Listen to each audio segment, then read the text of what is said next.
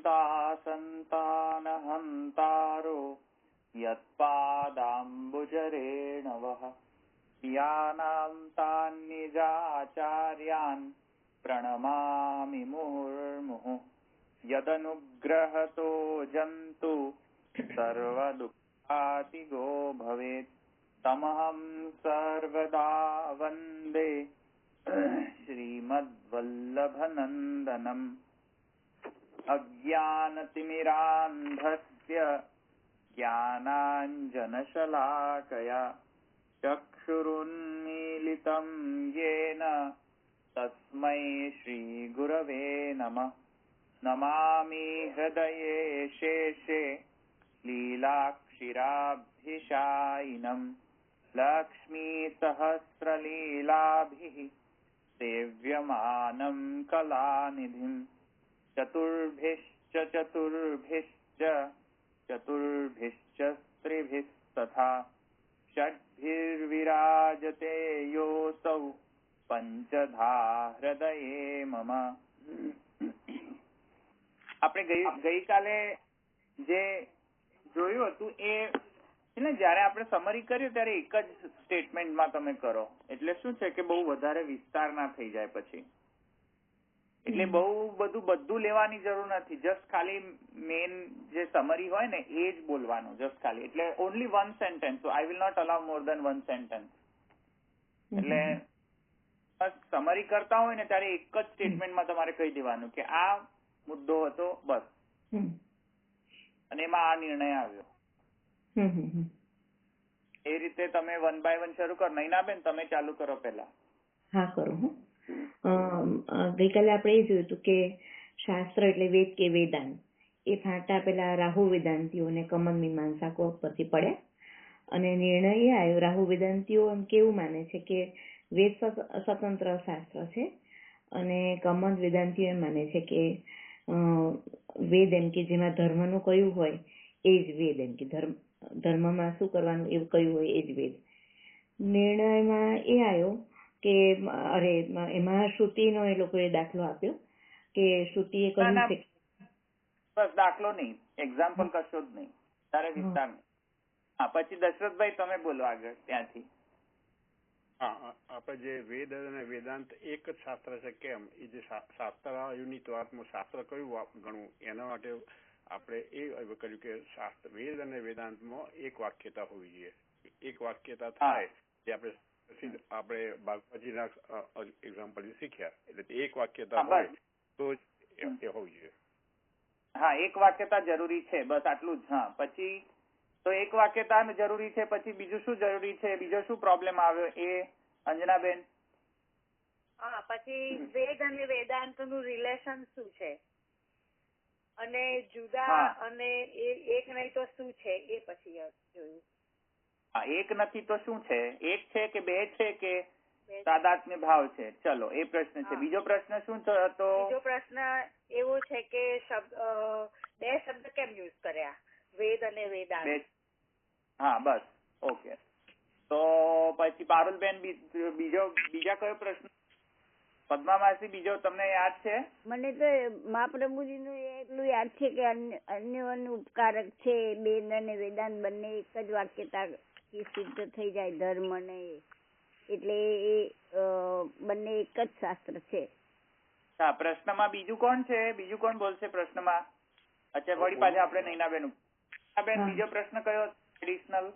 હા, એડિશનલ પ્રશ્ન એ હતો કે કર્મ કરવા માટે એમ કે વેદાંત કહે છે તો એમ કે શું એમ કે એનું કે આ શ્રાદ્ધનો દાખલો આપ્યો હતો કે શ્રાદ્ધ કરીએ એટલું જ વેદમાં કહ્યું છે કે શ્રાદ્ધ કરવા માટે કેવો બ્રાહ્મણ હોવો જોઈએ, એને એમ કે પોતાના સ્વરૂપનું જ્ઞાન હોવું જોઈએ, એટલું જ એમ કે આવે છે, બ્રહ્મજ્ઞાની હોય એટલું જ એમ કે વેદમાં આવે છે, જેમ કે એટલું જ આવતું હોય તો પછી બસ એટલું એક્ઝામ્પલ જરાય નહીં. એટલે આપણે એટલું બોલવાનું કે બીજો પ્રશ્ન એ છે કે શું કર્મ કરવા માટે જ્ઞાન જરૂરી છે, એ પ્રશ્ન હતો. ત્યાં કોઈ પ્રશ્ન છે આગળ? બીજો કોણ છે આપણે? અંજનાબેન. હા, પ્રશ્ન એ બીજો એ પણ હતો ને કે વેદાંત નો વેદ શેષા છે એ પણ એક પ્રશ્ન હતો. એ કેવો છેડો છે એમ, વેદરૂપ છે કે નહીં? હા, અચ્છા દશરથભાઈ. હા, એટલે આપણે જે કહેવાય કે વેદ અને વેદાંત એક જ છે કે કેમ, તો બે શબ્દો કેમ વાપરાય છે, તો એ આપણે મહાપ્રભુજી આપણને સિદ્ધાંત સમજાવ્યો કે વેદ અને વેદાંતમાં તાદાત્મ્ય ભાવ છે, અને જે વેદાંત શબ્દ કયો છે એ વિશેષતાના અર્થમાં કહ્યો છે. બાકી વેદમાં વેદાંત તો સમાવેશ થયેલ જ છે, કારણ કે બંનેનો ઓબ્જેક્ટિવ તો એક જ છે ને, કે ધર્મ અર્થ કામ મોક્ષ રૂપી પુરુષાર્થો છે, જે અલૌકિક પુરુષાર્થો છે, એ આ સિદ્ધ કરવા માટે સમગ્ર વેદ એટલે કે પૂર્વકાંડ ને ઉત્તરકાંડ છે. હા, ઓકે. તો અહીંયા સુધી તેથી હવે શાસ્ત્ર યુનિટ વાતમાં શું સમજવું જોઈએ? કોણ બોલશે? બ્રહ્મનું કર્તૃત્વ સિદ્ધ થાય છે આથી. હા, બ્રહ્મનું કર્તૃત્વ થાય છે વેદ અને વેદાંત બંનેમાં. રાઈટ. બંને શાસ્ત્ર એટલે શું? અને બંનેમાં બ્રાહ્મણ છે, મંત્ર છે, આરણ્ય બધું એમાં આવી જાય શાસ્ત્રમાં. Very good. તો શાસ્ત્ર એની વાત સમજમાં આવી ગયું હવે. અને પેલો પોઈન્ટ રહ્યો ને, અલૌકિક પુરુષાર્થ સિદ્ધ કરવા માટે કીધું દશરથભાઈએ. હા, એ દશરથભાઈએ કહી લીધું. હવે આપણે આગળ તેથી કરીને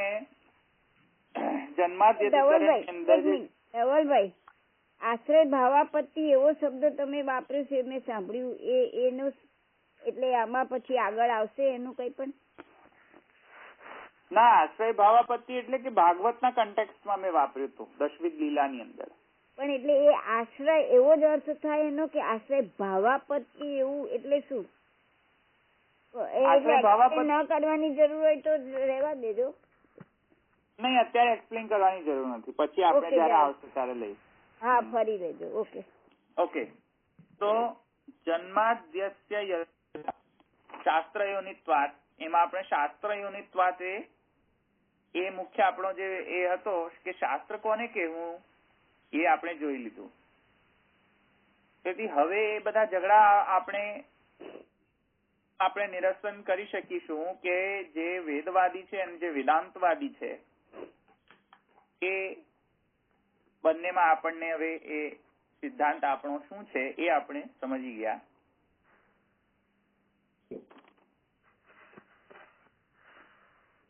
તેથી હવે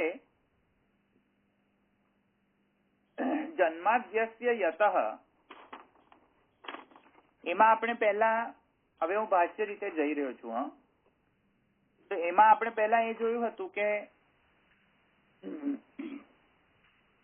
સ્વરૂપ લક્ષણ કહેવાની જગ્યાએ પહેલા કાર્યલક્ષણ કેમ કહ્યું? તો એ તો આપણે જોઈ લીધું કેમ. તેથી હવે એને હું સ્કીપ કરવાનો છું, એને આગળ વિવેચનાની કોઈ આવશ્યકતા નથી. એ તો બધાને સમજમાં આવે છે ને કે કેમ સ્વરૂપ લક્ષણ નથી કહ્યું અને કેમ કાર્યલક્ષણ થી શરૂ કરેલું છે. તો એ આપણે સમજી ગયા.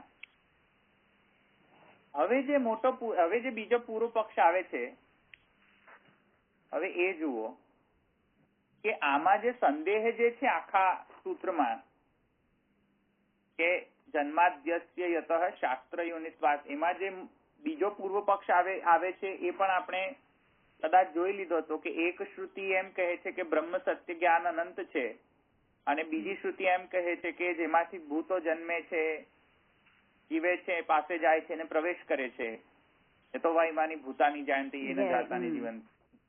તો એમાં બંનેમાં એક વાક્યતા કરવી કેવી રીતે? હવે તો એમાં આપણા પેલા જે રાહુ વેદાંતિઓ છે એ હવે જવાબ આપી રહ્યા છે. એટલે રાહુ વેદાંતિઓનો શું દૃષ્ટિકોણ છે એ તો સમજી ગયા ને. હવે મેં તમને સમજાવ્યું હતું કે એ લોકો શું સમજે છે. મુદ્દામાં રાહુ વેદાંતિઓ શું સમજે છે? માયાવાદીઓ કે બ્રહ્મ અકર્ત્રી છે. આવ્યું સમજમાં? અકર્ત્રી છે. અકર્ત્રી એટલે કે તેને જગત ઉત્પન્ન કરવાની જરૂર નથી. બ્રહ્મ અકર્ત્રી છે. કેમ કે માયાવાદ પ્રમાણે તો બ્રહ્મમાં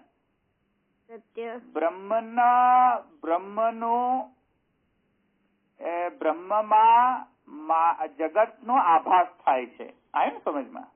એટલે માયાના કારણે વિવર્ત થાય છે. માયાના કારણે વિવર્ત પેદા થાય છે ને તે વિવર્તને માયાવાદીઓ જગત કહે છે. સમજમાં આવ્યું? એટલે વિવર્ત એટલે જુદું દેખાય છે એમ? ના, હું તમને કહું એ એક્સપ્લેન કરીશું વિવર્ત એટલે શું. ઓકે. 3 પ્રકારના બ્રહ્મની કક્ષા હોય. ભ્રમણા. હા. 3 કક્ષા હોય ભ્રમણાની. એક કક્ષામાં શું હોય કે એ સામાન્ય લેવલ પર ભ્રમણા થતી હોય. સામાન્ય લેવલ પર ભ્રમણા એટલે કે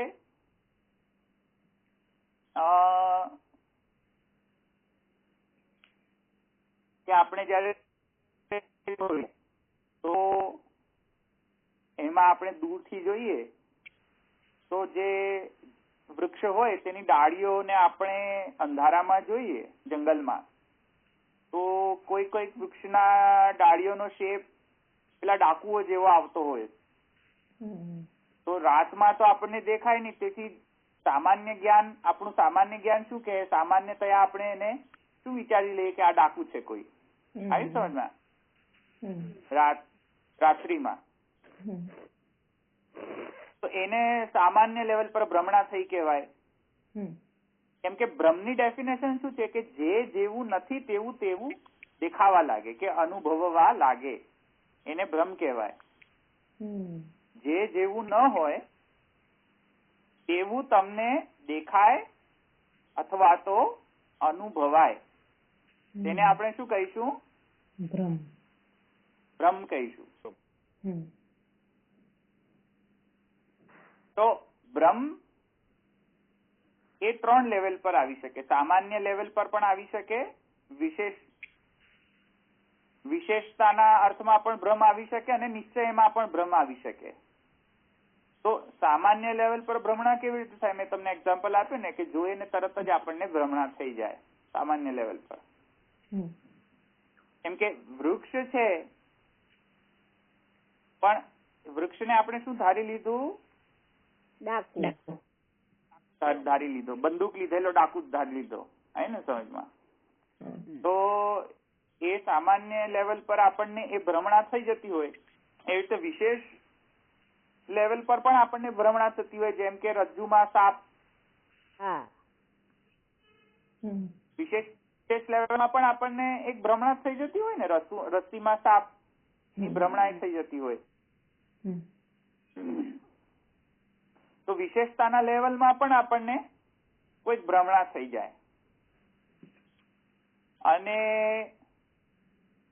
નિશ્ચયના અર્થમાં પણ આપણે ભ્રમણા થઈ જાય કે પછી આપણે જયારે સામાન્ય વિશેષના લેવલ પર આપણને ભ્રમણા થાય પછી આપણે એક ડિસિઝન લઈ લે કે ઓહો તેથી કરીને આ સાપ જ છે. સમજમાં આવ્યું? ત્યારે એ ડિસિઝન પણ ભ્રમ જ થયો ને.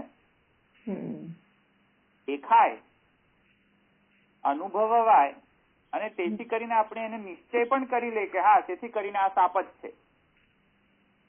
જયારે સાપ જ છે એમ ધારી લો, નિશ્ચય કરી જ લો તો એ લેવલ પર પણ એ ભ્રમણા થઈ ગઈ ને. તો એ રીતે ભ્રમણાના 3 લેવલ હોય અને એ ભ્રમણાના પાછા 3 પ્રકાર હોય. એક ભ્રમણા કેવી હોય? મતલબ કે 2 પ્રકાર, સોરી 3 નહીં, 2 પ્રકાર હોય છે મુખ્યમાં આપણે એ સમજવાના છે. એક ભ્રમણા એવી હોય કે જેનું અધિષ્ઠાન હોય. સમજમાં આવે? અધિષ્ઠાન હોય. અધિષ્ઠાન એટલે કે એક વાત સમજો કે દોરડું હોય તો સાપનો ભ્રમ થાય ને. દોરડું છે એટલે દોરડા રૂપી અધિષ્ઠાન તો છે. હવે એની ઉપર આપણને સર્પનો ભ્રમ થાય છે, વિવર્ત થાય છે. સમજમાં આવ્યું ને? તો દોરડું છે, દોરડું નથી એવું તો ન કહી શકાય ને. દોરડું તો છે ને, કઈક તો છે ને, અધિષ્ઠાન તો છે. હા, તો એને આપણે શું કહીશું ઇલ્યુઝન કહીશું, વિવર્ત કહીશું. સમજમાં આવ્યું? હા. અને બીજો પ્રકારનો ભ્રમ શું હોય કે જેનો અધિષ્ઠાન જ ન હોય. અધિષ્ઠાન જ ન હોય. સમજમાં આવ્યું? અધિષ્ઠાન વગર દેખાવા લાગે તેને શું કહીશું આપણે? અધિષ્ઠાન દેખાવા લાગે એટલે કે હેલુસિનેશન. હેલુસિનેશન એટલે કે ઘણા લોકોને બેઠા બેઠા જ કંઈક ને કંઈક દેખાવા લાગે, હોય કઈ નહીં, પણ એમને એવું લાગે કે અહીંયા કંઈક છે, પણ હોય કઈ નહીં. કેવાય?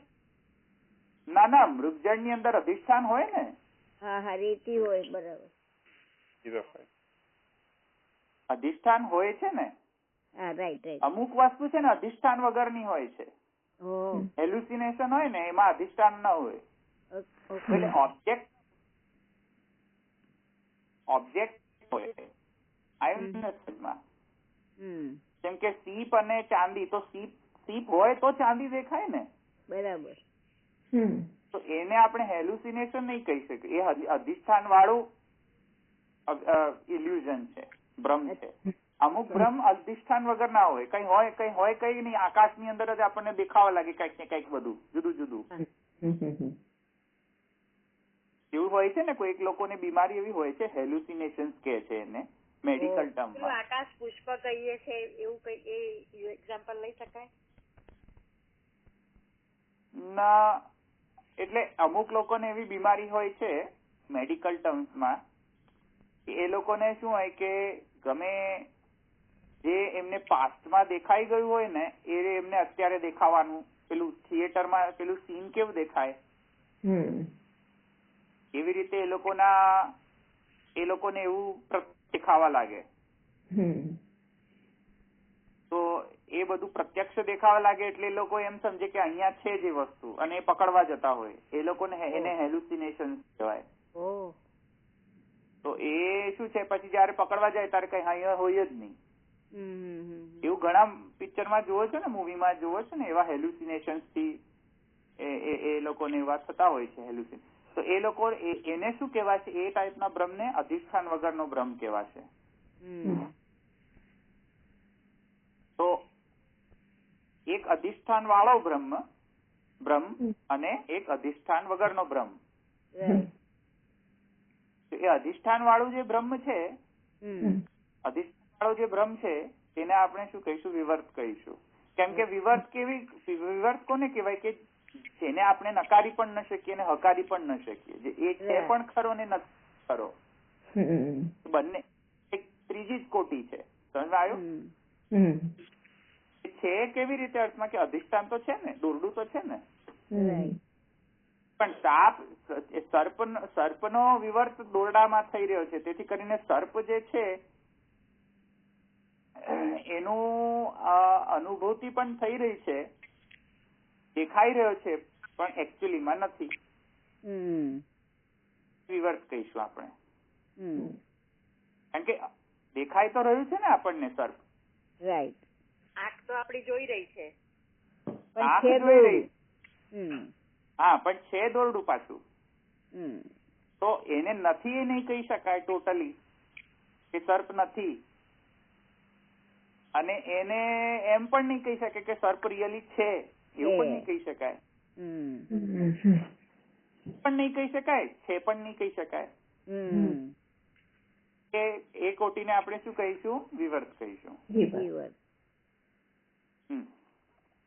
તો હવે આજે પેલા રાહુ વેદાંતિઓ છે એ લોકો શું કહી રહ્યા છે? કેમ કે જગત વિવર્ત છે, માયાથી પ્રાપ્ત થતો. કારણ કે વિવર્ત ક્યાં આવે? જયારે આપણું અજ્ઞાન હોય ત્યારે વિવર્ત પેદા થાય. દોરડામાં સાપનો વિવર્ત કેમ તમને થયો? કેમ કે અંધારું હતું, અને લાઈટ કરો તો તમને હમણાં ખબર પડી જાય. પણ લાઈટ નથી એટલે તમને વિવર્ત થયો. એવી રીતે માયા રૂપી પેલી જે ટ્યુબ લાકડી છે એ માયા રૂપી જે અંધકાર છે, એ અંધકારના કારણે જગત બ્રહ્મનો જગત રૂપે વિવર્ત પેદા થયો. સમજમાં આવ્યું? સમજમાં? એટલે છે બ્રહ્મ અધિષ્ઠાન પણ શું છે? દેખાય બ્રહ્મ. છે જગત એમ. હા, છે બ્રહ્મ પણ દેખાય છે પાછું જગત. જગત એટલે જે જગત છે હા. એનું વિવર્ત છે.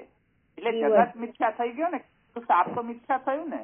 આપ મિથ્યા થયો એ રીતે જગત મિથ્યા થઈ ગયું. હા આ તો જગત મિથ્યા થઈ ગયો ને.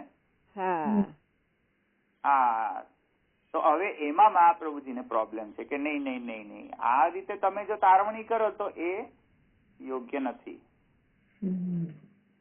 સમજમાં આવ્યું?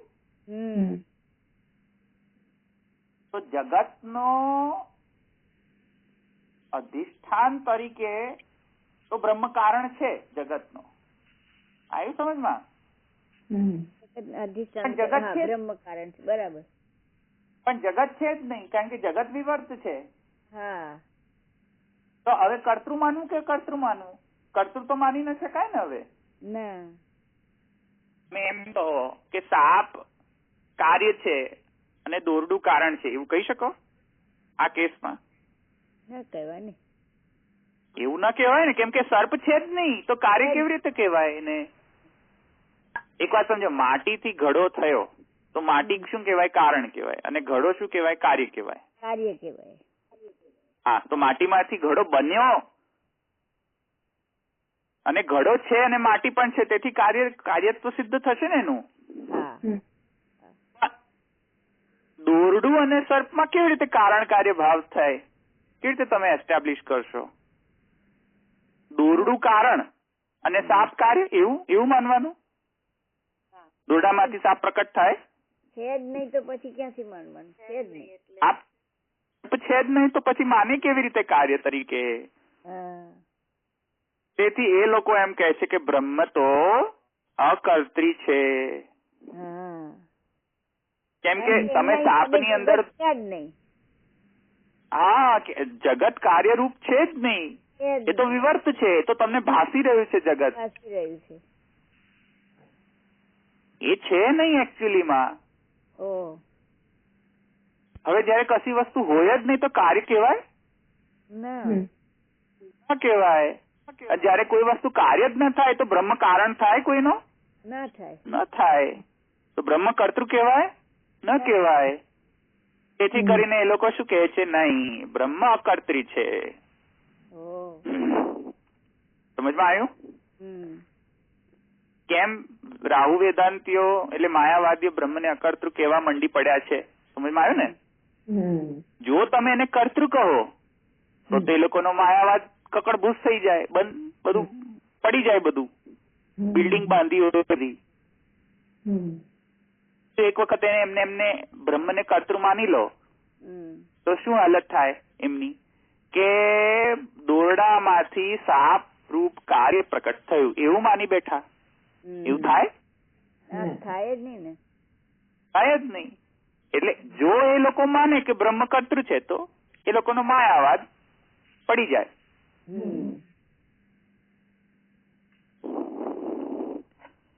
આવ્યો અહીંયા સુધી સમજમાં? તો હવે જુઓ, તો પછી કહે છે કે તો પછી આ જે સૂત્ર છે જન્માદ્યસ્ય યતઃ, એમાં જે કહ્યું છે કારણ તરીકે બ્રહ્મને જગતનું, શું એ તમે જૂઠલાવી રહ્યા છો? શું તમે આનું ઇન્ટરપ્રિટેશન કેવી રીતે કરશો? તો પછી તમે જયારે એમ કહી રહ્યા છો કે બ્રહ્મ અકર્તૃ છે તો પછી આ સૂત્રનો અર્થ તમે કઈ રીતે કરો એ બતાવો હવે અમને.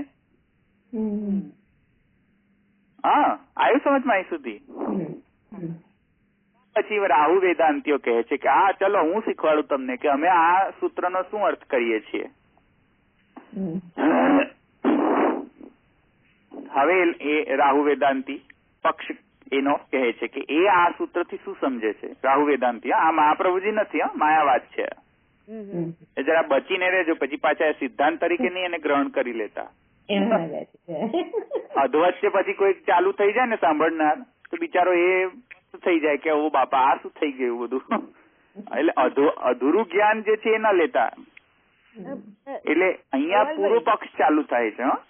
ધવલભાઈ ખાલી આ હા. એમના હિસાબે જગતના સંદર્ભમાં જ બ્રહ્મ કર્ત્રી ને અકર્ત્રી લઈ રહ્યા છે, બાકી એમનું બ્રહ્મ કઈ કરતો જ નથી. ના, બ્રહ્મ કઈ કરી શકે નહીં, કેમ કે એમના હિસાબથી બ્રહ્મ નિર્ગુણ, નિર્ધર્મક, નિર્ગુણ છે, નિર્વિશેષ છે. એટલે કઈ કોઈ પણ બાબતમાં એ કર્ત્રી નથી. હા, કોઈ પણ પ્રકારથી એ શુદ્ધ અકર્તૃ છે એમનો સિદ્ધાંત. Okay okay. એમનામાંથી એને એ નિર્ધર્મક, નિર્ગુણ, નિર્વિશેષ છે. એને કોઈ જગત કરવાની કઈ પણ ગરજ નથી. ના. એટલે સત્યમ જ્ઞાનમ અનંતમ આપણે જે કહ્યું હતું એ એમના માટે એક છે, બસ બીજું કઈ નહીં. હા, એટલે એ એમના એમ કહે છે કે નહીં એ નહીં તો પછી દ્વૈત પેદા થઈ જાય ને વળી પાછી. હા, એ વાત બરાબર. હા, તો કર્મ કરવા જાય તો એમને દ્વૈત જ થઈ જાય ને પછી. હા, તો એમને પ્રોબ્લેમ છે એટલે તો એ માનતા નથી ને કર્ત્રી બ્રહ્મને. હા, બરાબર. જાતનું દ્વૈત એમને માન્ય જ નથી, કેવલાદ્વૈત ને. બરાબર. કોઈ પણ પ્રકારનો એવો દ્વૈત એમને માન્ય નથી. પારમાર્થિક દ્વૈત એમને માન્ય નથી. પારમાર્થિક દ્વૈત માન્ય નથી, પણ એક પ્રકારનો એમને દ્વૈત માન્ય છે પાછો. કયો પ્રકારનો? મેં હમણાં જ કહ્યું તમને, વિવર્ત વાળો દ્વૈત. સાપ તો માન્ય છે ને એમને. સર્પરૂપ વિવર્ત એમને માન્ય છે પાછું, કે ના જગત રૂપી વિવર્ત છે. એટલે ભ્રમણા રૂપી વિવર્ત છે, ભ્રમણા રૂપી દ્વૈત છે. Right, okay. પણ એકચ્યુઅલી વળી પાછું ખરેખર નથી, પણ ભ્રમણા રૂપે છે પાછું. બુદ્ધિ દોષ. ભ્રમણા રૂપ દ્વૈત છે, બાકી અદ્વૈત છે. જગત ને મિથ્યા કે છે, દેખાય છે ખરું પણ અનુભૂત થાય છે, પણ અનુભૂત નથી થતું. આ અનુભૂત છે, તેથી કરીને વિવર્ત છે કેવું પડશે ને, અસ્થિ તો કેવું પડશે ને, કે અસ્થિ તો કેવું જ પડશે ને કે છે ખરું. મિથ્યા છે, પાછું મિથ્યા નથી એમ તો નહીં પાછા કહેતા, મિથ્યા છે એટલે હોવાપણું તો છે ને. દ્વૈત કોઈક પ્રકારનું દ્વૈત સ્વીકારી રહ્યા છે તેઓ. પણ એવું શુદ્ધ જે છે એ એમનો બ્રહ્મ જે છે તો નિર્ધર્મક, નિર્ગુણ, નિર્વિકાર, નિર્વિશેષ, એમનો બ્રહ્મ આવો જ છે. ખાલી એ સગુણ થતો નથી. સગુણ થાય કેવી રીતે? એ સ્વયં સગુણ નથી થતો, એવું સગુણ થતું લાગે છે તમને લોકોને. ભ્રમણા થાય છે. સમજમાં આવ્યું? તો એ જે પેલું ઇલ્યુઝન જે છે, મેં તમને કહ્યું વિવર્ત, એટલે સાપની જગ્યાએ જગત મૂકો અને પેલા દોરડાની જગ્યાએ તમે બ્રહ્મ મૂકો. બરાબર. પેલી અંધકારની જગ્યાએ માયા મૂકો. તો સમજમાં આવી જશે. એક્ઝામ્પલ થી સમજમાં આવે? રાઈટ. એ અંધકાર ને માયા, બરાબર. રાઈટ. આ માયા એટલે બરાબર અજ્ઞાન. અને એટલે અજ્ઞાન એટલે કે અંધકાર. અને પેલી જે ટોર્ચ જે છે તમારી બેટરી, પેલી જે ટોર્ચ, એ તમારો બ્રહ્મ જ્ઞાન. એટલે તમને જયારે બ્રહ્મ જ્ઞાન થશે ત્યારે બધું જગત જતું રહેશે. તમને પેલો શુદ્ધ પેલો દોરડાનો અનુભૂતિ થશે. આવ્યું સમજમાં? એટલે જેમ પેલા એક્ઝામ્પલમાં મેં તમને કહ્યું ને કે દોરડો સાપ લાગી રહે છે ઓનલી અન્ટિલ તમે અંધકારમાં છો. મોમેન્ટ તમે ટોર્ચ થી જોવાનું શરૂ કર્યું ને લાઇટ કરીને, તો એ દોરડું ગાયબ થઈ જશે, સોરી સાપ ગાયબ થઈ જશે અને દોરડું શુદ્ધ દોરડું દેખાવાનું શરૂ થશે. એવી રીતે બ્રહ્મ દેખાશે. હા, તે રીતે બ્રહ્મ જ્ઞાન તમે પ્રાપ્ત કરશો તો તમને અહમ બ્રહ્માસ્મિની અનુભૂતિ થશે. જગત જતું રહેશે. હવે જગત નહીં લાગે.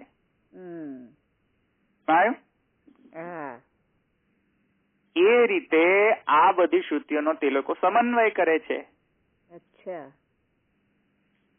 હવે તો પ્રશ્ન થયો, તો પછી તમે આ જન્માદ્યસ્ય યત શાસ્ત્ર યોનિત્વાત, એમાં જન્માદ્યસ્ય યત શંકરાચાર્યજીને અલગ સૂત્ર ગણે છે ને શાસ્ત્ર યોનિત્વાત, તો જન્માદ્યસ્ય યત જ આપણે જસ્ટ કાલે ડિસ્કસ કરીએ. તો જન્માદ્યસ્ય યત એમાં માયાવાદીઓનો શું સ્ટેન્ડ છે?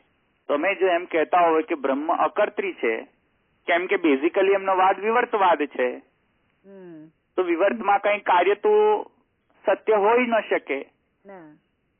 કરીને એમને પ્રોબ્લેમ છે બ્રહ્મને કર્તૃ ગ્રહણ કરવામાં, કેમ કે એમનો બ્રહ્મ નિર્ધર્મક, નિર્ગુણ, નિર્વિશેષ, નિર્વિકાર જ છે, ખાલી સગુણ થતો જ નથી. તેથી હવે એ કહે છે કે નહીં એ છે. તો હવે એ આપણે પ્રશ્ન એમને પાછો પૂછીએ છીએ કે તો પછી તમે આ સૂત્રનો અર્થ કેવી રીતે કરો છો એ અમને તમે સમજાવો, તમારો પક્ષ તમે સમજાવો. હવે એ વેદાંતિઓ એટલે માયાવાદીઓ હવે એમનો પક્ષ રજૂ કરે કે હા ઠીક છે, ચાલો હું તમને સમજાવું કે અમે આ સૂત્રનો અર્થ શું કરી રહ્યા છે. તો એ એમ કહે છે કે જુઓ, તૈત્તરીય ઉપનિષદની અંદર એમ કહેવામાં આવ્યું છે કે બ્રહ્મવિદ આપનોતિ પરમ. હવે બ્રહ્મવિદ આપનોતિ પરમ અને પછી તરત જ એમ કહ્યું છે કે યો વેદ નિહિતમ ગુહા, ના સોરી, તરત જ પછી એમ કહ્યું છે સત્યમ જ્ઞાનમ અનંતમ બ્રહ્મ. અને પછી ત્રીજો સ્ટેટમેન્ટ આવે છે યો વેદ નિહિતમ ગુહાયામ પરમેવ્યોમન સોષ્ણુતે સર્વાન કામાન સહ બ્રહ્મણા વિપશ્ચિતા. આ ત્રણ સિક્વન્સ ને તમે જુઓ. સિક્વન્સ પેલા શું આવી? બ્રહ્મવિદ આપનોતિ પરમ. પછી તરત બીજી શ્રુતિ શું આવી સિક્વન્સમાં? સત્યમ જ્ઞાનમ અનંતમ બ્રહ્મ. સત્યમ જ્ઞાનમ અનંતમ બ્રહ્મ. અને એના પછીની સિક્વન્સમાં શું આવ્યું? યો વેદ નિહિતમ ગુહાયામ પરમેવ્યોમન. હવે એ માયાવાદી કહે છે કે જો આ સિક્વન્સ પર ધ્યાન આપો, સિક્વન્સમાં એ શું કહ્યું છે? યો વેદ બ્રહ્મવિદ આપનોતિ પરમ એમ કહે છે કે આ પ્રધાન વાક્ય છે. બ્રહ્મવિદ આપનોતિ પરમ. બ્રહ્મવિદ બ્રહ્મને પ્રાપ્ત કરે છે, પરને પ્રાપ્ત કરે છે. કેમ આ પ્રધાન વાક્ય છે? કેમ કે અહીંયા ઘડી ફલ કહેવામાં આવ્યું છે, તેથી એ પરફેક્ટ પ્રધાન વાક્ય છે, મુખ્ય વાક્ય છે. સમજમાં આવ્યું? આમાં તો ફલ પણ કરવામાં આવ્યું છે કે આનાથી આ ફલ મળે છે. બ્રહ્મવિદ આપનો પરમ ફલ વાક્ય થયું એટલે ફલનું નિરૂપણ થયું ને, ફલ કેવી રીતે મળે?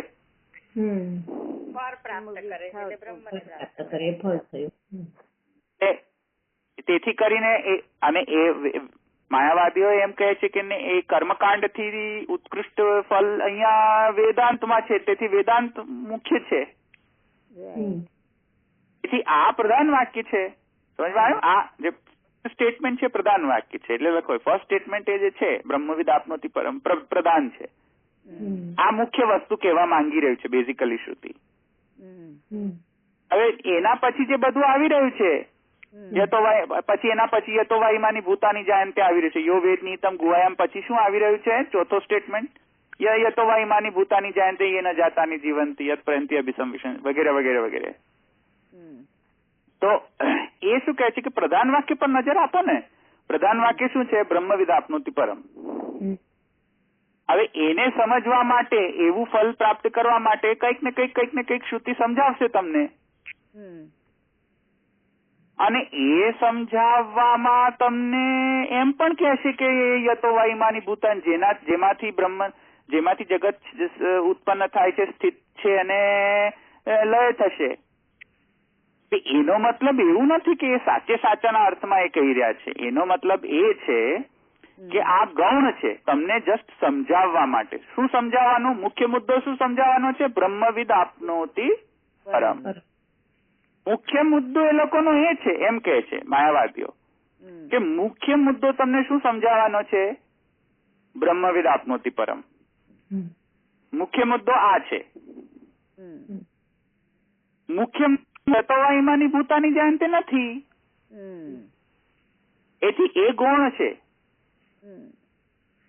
એટલે એ કહે છે કે સૃષ્ટિ એ બ્રહ્મમાંથી ઉત્પન્ન થઈ વગેરે વગેરે બધા જે વાક્ય જે છે એ તમને ખાલી જસ્ટ ખાલી સમજાવવા માટે, એ ખરેખરના અર્થમાં નથી કહેવામાં આવ્યું. તમને સમજ આવે, કઈ સમજ? બ્રહ્મવિદ આપનોતિ પરમ. એ તમને મહાત્મ્ય જ્ઞાન થાય તેટલા માટે આ બધું છે, બાકી ખરેખર નથી સાચું. સમજમાં આવ્યું? એટલે કહે છે કે બ્રહ્મવિદ આપનોતિ પરમ એ પ્રધાન વાક્ય છે. કેમ? તો કહે છે કે એને તો ફલ સાથે સંબંધ છે. ફલ કયું છે? ફલ કેવું છે?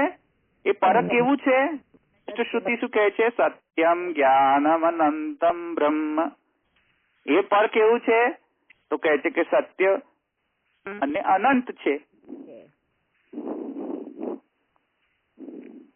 એટલે કહે છે કે બ્રહ્મ જ્ઞાન ફલને માટે છે.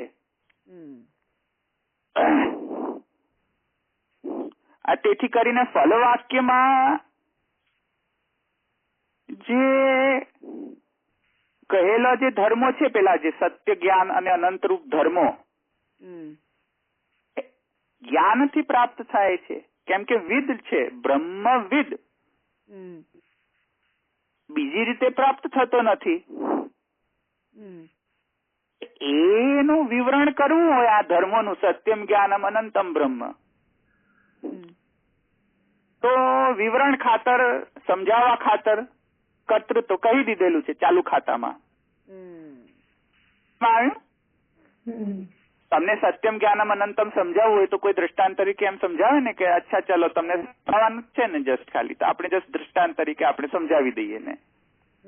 ખરેખર ના હોય એ કરતો, દ્રષ્ટાંત માટે, સમજવા માટે કે સત્ય ને જ્ઞાન અને અનંત કેવી રીતે છે એ સમજાવવું છે. તો ચાલો હવે યતો વૈમાની ભૂતાની જાય તેમ કહી દઈને સમજાવી દો જરા. સમજમાં આવ્યું? એવી રીતે સમજાવી દીધું છે ખાલી, ખરેખરમાં એ છે નહીં. સમજમાં આવ્યું ને? ખરેખર નથી એ તો જસ્ટ તમને પેલો બ્રહ્મવિદ આપનોતિ પરમ એવું તમને સિદ્ધ થઈ જાય, તેથી એ બધા વાક્ય કહેવામાં આવ્યા છે, સૃષ્ટિના વાક્ય. કે અન્નમાંથી ઉત્પન્ન થયો છે, અન્નમાંથી જ છે, અન્નમાં લય થાય છે, પછી અન્ન પતી જાય એટલે પ્રાણ આવશે. એમાં પછી પ્રાણ કહે છે કે જેમાંથી પ્રાણમાંથી જગત ઉત્પન્ન થયો છે, પ્રાણમાં સ્થિત છે, પ્રાણમાં લય થશે, પછી પ્રાણ થઈ જાય, પછી એવી રીતે તો ક્રમ ચાલતો રહેશે, આનંદ સુધી ચાલશે ક્રમ. એ તો તમને જસ્ટ પેલું સમજાવવા માટે કહી રહ્યા છે, બ્રહ્મવિદ આપનોતિ પરમ. ખરેખરમાં એ છે નહીં, ખરેખરમાં એ કર્તૃત્વ નથી, એ તો જસ્ટ તમને દ્રષ્ટાંત તરીકે સમજાવવા માટે ગૌણ રીતથી તમને સમજાવી દીધું છે. ખરેખર એ છે નહીં. તેથી કહે છે કે તેથી કરીને અમે આ જન્માદ્યસ્ય યતઃ, એનો મતલબ અમે શું લઈએ છીએ? ગૌણ રીતે આ અર્થ લઈએ છીએ અમે. સમજમાં આવ્યો? ગૌણ છે. જન્માદ્યસ્ય યત ઠીક છે, હા, એ બ્રહ્મવિદ આપનોતિ પરમ મેળવવા માટે તમે જન્માદ્યસ્ય યત જાણો. સમજમાં આવ્યું? બાકી ખરેખર અકર્તરી છે. સમજમાં આવ્યું ને?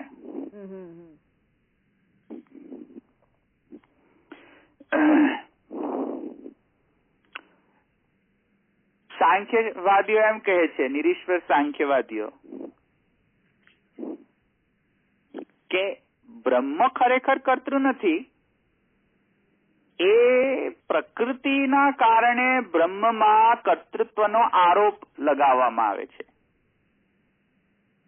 આવ્યું સમજમાં? આરોપ એટલે શું? પેલું સર્પનો આરોપ કોના પર તમે લગાવ્યો? રજ્જુ ઉપર લગાવ્યો ને, આરોપ કર્યો ને. એવી રીતે કહે છે કે નહીં, તેથી કરીને આ તો પ્રકૃતિ જે છે એ કર્ત્રી છે, બ્રહ્મ કર્ત્રી નથી. એટલે નિરીશ્વર સાંખ્ય એમ કહે છે કે બ્રહ્મ જેવું કઈ છે જ નહીં, એ તો પ્રકૃતિ કર્ત્રી છે. સમજમાં આવ્યું? હા.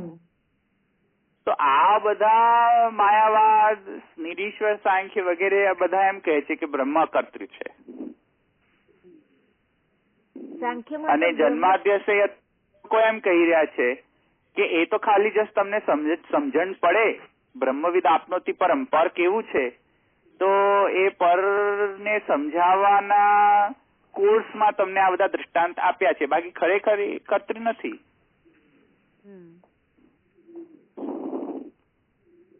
તો એથી કરીને માયાવાદનો આ સ્ટેન્ડ છે કે બ્રહ્મ અકર્તૃ છે. આવ્યું સમજમાં અહીં સુધી? હા, હવે અહીં સુધી સમજમાં આવી ગયું? હવે સિદ્ધાંતસ્તુ, ત્યાંથી સિદ્ધાંત પક્ષ શરૂ થાય છે, મહાપ્રભુજીનો પક્ષ શરૂ થાય છે. સિદ્ધાંતસ્તુ છે ને, ઉત્પત્તિ સ્થિતિ નાશાનામ જગત કર્ત્રી વૈ બૃહદ વેદેન બોધિતમ તદ્ધિ નાન્યથા ભવિતુમ ક્ષમમ નહીં શ્રુતિ વિરોધો અસ્તિ કલ્પોપી ન વિરુધ્યતે સર્વભાવ સમર્થ સ્વાદિ અચિંત્ય ઐશ્વર્ય વદ બૃહદ. એ આખો સિદ્ધાંત છે મહાપ્રભુજીનો. મળ્યું? ઉત્પત્તિ સ્થિતિ નાશાનામ જગત વૈ બૃહદ. હા, બસ એ ત્યાંથી સિદ્ધાંત પક્ષ ચાલુ થાય છે. મહાપ્રભુજીનો જવાબ છે તે એ પેલા રાહુ વેદાંતિઓને, માયાવાદીઓને.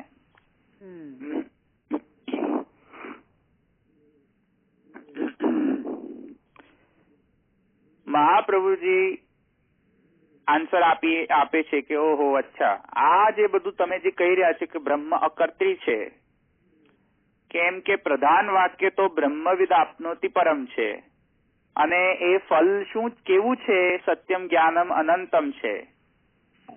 એ ફલને સમજાવવાના વિવરણના માટે આ બધું કહેવામાં આવ્યું છે, બાકી ખરેખર નથી. તો એમ કહેતા હો, આવો આખો પક્ષ જો તમે એવો લેતા હો તો મહાપ્રભુજી એને ડિનાય કરી રહ્યા છે કે નહીં, એવું ન કહી શકાય.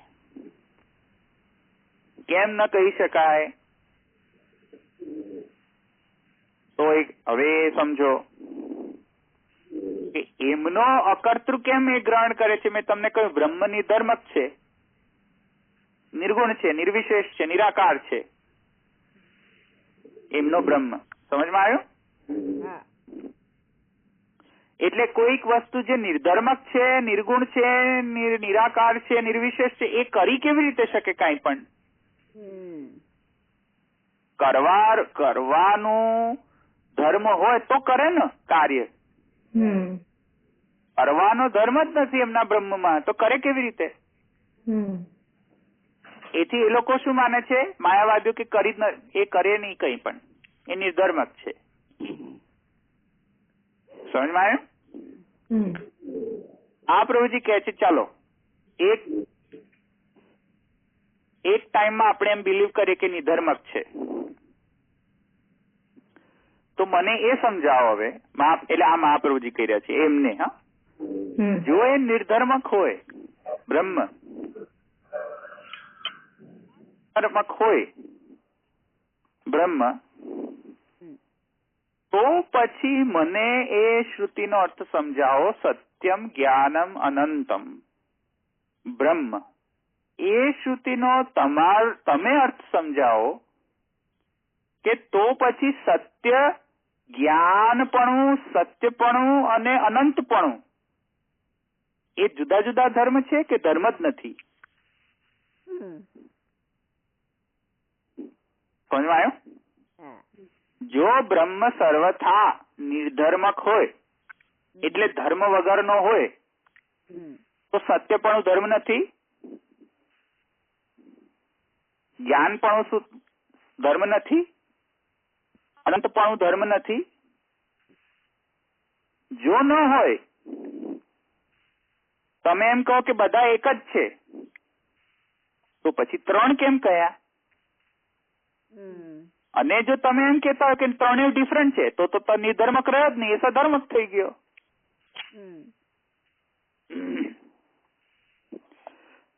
અન્ડરસ્ટેન્ડ?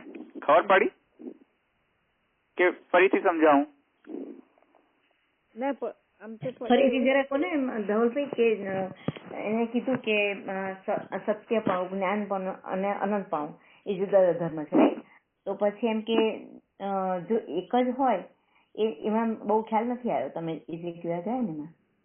બ્રહ્મ નિર્ધર્મક હોય તો આ ત્રણેયને એ લોકો શું માનશે? એક જ માનશે કે નહીં આ એક જ વસ્તુ છે. કે નિર્ધર્મક એમને પ્રૂવ કરવો છે ને. તો જયારે માયાવાદીઓને બ્રહ્મને નિર્ધર્મક પ્રૂવ કરવો હોય તો એ લોકો શું કરશે કે આ બધું એક જ છે, સત્યમ જ્ઞાનમ અનંતમ બધું એક જ છે. જો તમે એક ધારો તો પછી ત્રણ શબ્દ મૂકવાની શી જરૂર જુદા જુદા? સર્વથા એક જ હોય, અભેદ જ હોય, સર્વથા આત્યંતિક અભેદ હોય ત્રણેયમાં, તો પછી ત્રણ શબ્દ કેમ મૂક્યા? જેમ મેં હમણાં તમને કહ્યું હતું કે ભાઈઓ, બહેનો ને મંત્રીઓ.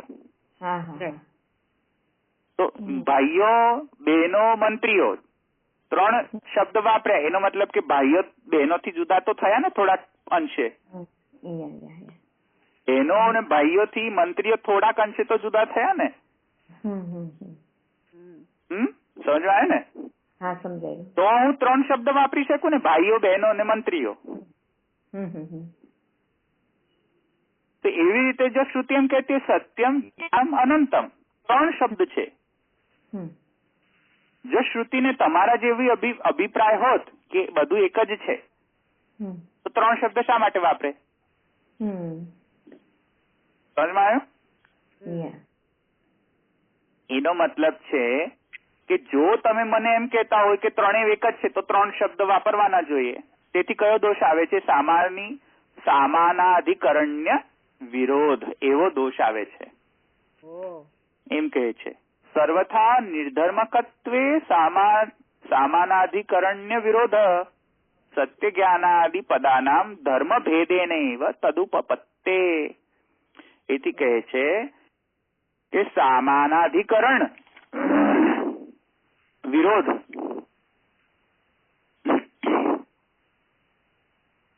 એવો દોષ આવી જશે. એટલે શું? બે થી વધારે શબ્દ એક જ વસ્તુને ડિસ્ક્રાઇબ કરવા માટે વાપરો ને તમે, તો એને શું કહેવાય? સામાનાધિકરણ્ય કહેવાય. સામાનાધિકરણ્ય એવું કહેવાય. શું કહેવાય? સામાનાધિકરણ્ય. ક્યારે કહેવાય? કે જયારે બે થી વધારે શબ્દ એક જ વસ્તુને કહેવા માટે વાપરો ને તમે. જેમ કે ભાઈઓ, જેન્ટ્સ અને પુરુષો. તો કોઈ પાગલ હોય એ જ કે ને એવું? ભાઈઓ, જેન્ટ્સ અને પુરુષો. તો એ તો કોઈ મેન્ટલ હોય તો હસવું આવે ને. મેન્ટલ હોય તો એવું કે ને. તો માયાવાદી એમ કે બધું એક જ છે છતાંય ત્રણ છે, એનો મતલબ કે તમારામાં આ દોષ આવી ગયો મેન્ટાલિટીનો. મેન્ટલી રિટાર્ડેડ છે. તો પછી શ્રુતિ એવું ગ્રહણ કર્યું છે ને. કેમ? કારણ કે કોઈ એમ કહે કે ભાઈઓ, પુરુષો ને જેન્ટ્સ એવું કે એ તો મેન્ટલી રિટાર્ડેડ. તો શું તમે શ્રુતિઓને મેન્ટલી રિટાર્ડેડ ગણો છો? દોષવાળી ગણો છો કે કોઈ એક જ વસ્તુને ત્રણ વખત કે એક જ ધર્મને ત્રણ વખત કહી દે કે સત્ય પણ એક, સત્ય બરાબર જ્ઞાન બરાબર અનંત. તો એક જ વસ્તુને ડિસ્ક્રાઇબ કરવા માટે ત્રણ શબ્દ વાપરે.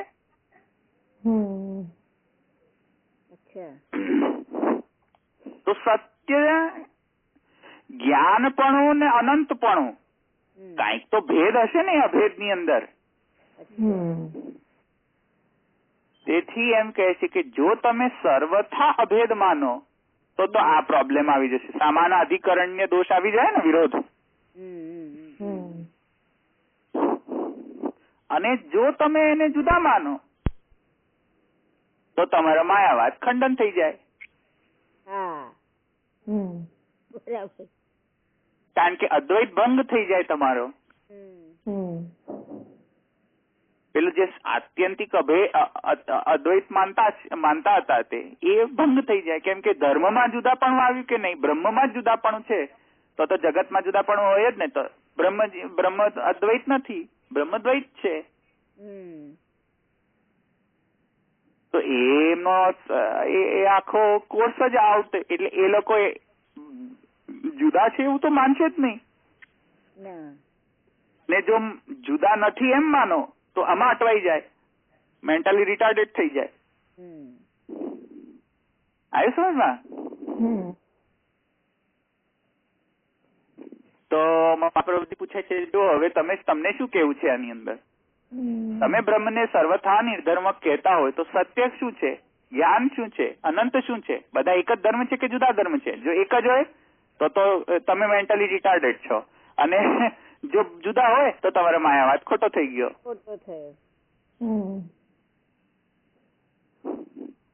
તો બંધાઈ ગયા ને. હવે બિચારા કરે શું? આ પક્ષ લે કે એ પક્ષ લે? શું કયો પક્ષ લે? એમની જોડે પક્ષ છે પાછો, એ એમનો પક્ષ. અત્યારે મને ટેકનિકાલિટીમાં નથી જવું, પણ અત્યારે આટલું સમજી જાઓ. એમની પાસે તૃતીય પક્ષ છે, એમના માટે એનો પણ જવાબ છે, પણ અત્યારે મારે આપવો નથી, નહીં તો વળી પાછા તમે કોઈક બીજી દુનિયામાં જતા રહેશો. એટલે અત્યારે મારે જવાબ નથી આપવો. એનો ટાઈમ આવશે ત્યારે એનો જવાબ આપીશું આપણે. ત્યારે આટલું સમજી જાઓ કે મહાપ્રભુજી અત્યારે હાલમાં એ મુદ્દો ઉઠાવી રહ્યા છે કે સામાનાધિકરણને વિરોધ થઈ રહ્યો છે. એનું સામાનાધિકરણને બંધ બેસતું નથી. સમજમાં આવ્યું ને? કેમ કે એક જ વસ્તુ 3 વખત કહીને શું મળવાનું તમને? ભાઈઓ, જેન્ટ્સ અને પુરુષો કહીને. અને જો એક જ ના હોય તો ધર્મભેદ થી ધર્મભેદ સ્વીકારવો પડશે ને, કે સત્ય જુદું છે, જ્ઞાન પણ જુદું છે ને અનંત્ય જુદું છે. અને જો સર્વથા જુદા માનો તો બ્રહ્મના 3 ભાગલા કરવા પડે, કે ક્યાંક બ્રહ્મની અંદર સત્યપણું છે, અને પછી ક્યાંક 1/3 2/3 પાર્ટમાં જ્ઞાનપણું છે, ને રેસ્ટ પાર્ટની અંદર અનંતપણું છે. એવું ધારવું પડે.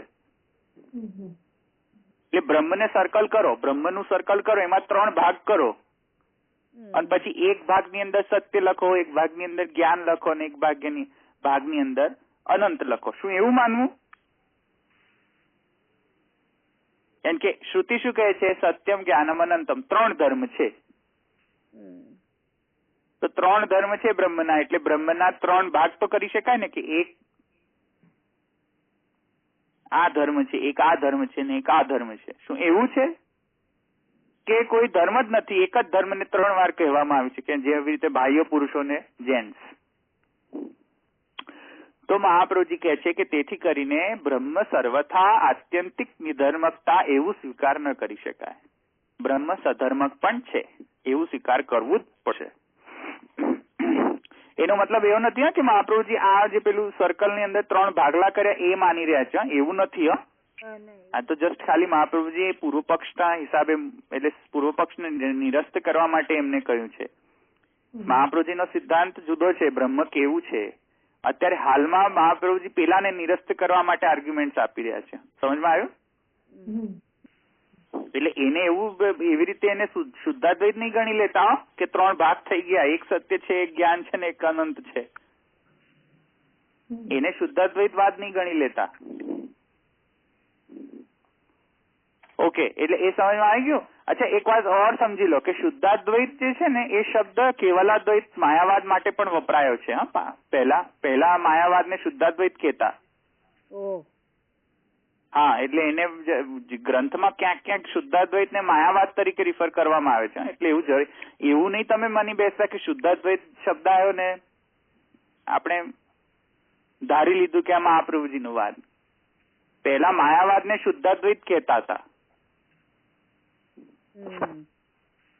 હા, તો પત્રાવલંબન ની અંદર પણ જો મહાપ્રભુજી શુદ્ધાદ્વૈત ને માયાવાદ તરીકે રિફર કર્યો છે, પોતાના વાદ તરીકે નથી રિફર કર્યો. એટલે પોતાનો વાદ નથી, એવી રીતે એમણે કહ્યું છે કે નહીં, આ માયાવાદ તરીકે એનું નામકરણ શુદ્ધાદ્વૈત આપ્યું છે. તો ઓકે, સો હવે આ સમજમાં આવી ગયો આ આર્ગ્યુમેન્ટ. એટલે પેલું સત્યમ, જ્ઞાનમ, અનંતમ એ 3 છે કે એક છે એ આર્ગ્યુમેન્ટ આપી મહાપ્રભુજી. સમજમાં આવ્યું ને? હા હા, નિધર્મક ને સધર્મક ની આર્ગ્યુમેન્ટ આપી. હા, એ આર્ગ્યુમેન્ટ આપી. તેથી હવે એ તો નિધર્મક થઈ ગયું ને, નિર્ધર્મક નથી. નથી. હા, એથી કરીને હવે અકર્તૃ છે એવું માનવું ન જોઈએ. એ તો સમજમાં આવી ગયું ને હવે? એ કર્તૃ છે એવું હવે સમજમાં આવે છે કે હા. તેથી પેલા જે માયાવાદીઓનો જે આર્ગ્યુમેન્ટ હતો કે અકર્તૃ છે કેમ કે નિધર્મક છે, એ તો કેન્સલ થઈ ગયો ને, આર્ગ્યુમેન્ટ સ્પષ્ટ થઈ ગઈ હવે.